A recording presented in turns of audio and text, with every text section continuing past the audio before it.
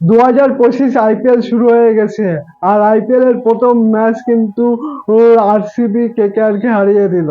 অনেকে ভেবেছিল যে প্রথম ম্যাচটা হয়তো কলকাতা জিতবে, কারণ তারা একেতে ডিফেন্ডিং চ্যাম্পিয়ন, তারপরে আবার হোম ম্যাচ খেলছে, আর বোলিং এ কিন্তু বরুণ চক্রবর্তী আর সুনীল নারিনকে কিন্তু খেলতে একটু সমস্যা হবে। কিন্তু সেটা আর হলো না, আরসিবি প্রথম ম্যাচটা জিতে গেল।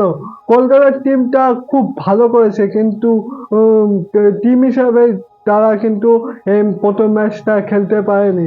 একমাত্র অজিঙ্ক্য রাহানে, আমরা যারা চেন্নাইয়ে থাকতে সেই অজিঙ্ক্য রাহানেকে দেখলাম কালকে দুর্দান্ত ব্যাটিং করেছে, 56 রানের একটা অসাধারণ ইনিংস খেলেছে। আর অপরদিকে সুনীল নারিন বোলিং এ একটা উইকেট এবং ব্যাটিং এ কিন্তু 44 রান করেছে।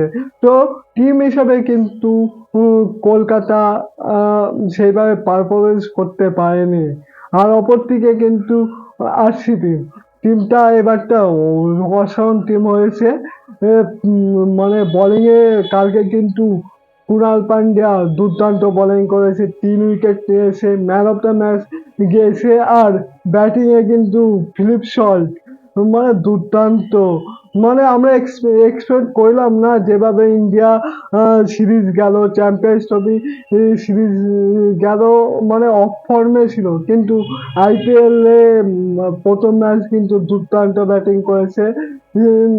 56 রানের একটা অসাধারণ ইনিংস খেললো। আর অপরদিকে বিরাট কোহলি এক্সপেক্ট করলাম তার ব্যাট থেকে এমন একটা ইনিংস দেখতে পাবো, তো দুর্দান্ত ইনিংস দেখলাম বিরাট কোহলির ব্যাট থেকে।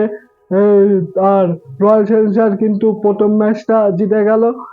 প্রথম ম্যাচটা কিন্তু অ্যাওয়ে ম্যাচ ছিল। অ্যাওয়ে ম্যাচ জিতলে কিন্তু একটা অ্যাডভান্টেজ থেকে যায় পরবর্তী ম্যাচে জেতার, কারণ অ্যাওয়ে ম্যাচ জিতলে কিন্তু কোয়ালিফায়ার ওঠাটা একটু সহজ হয়ে যায়।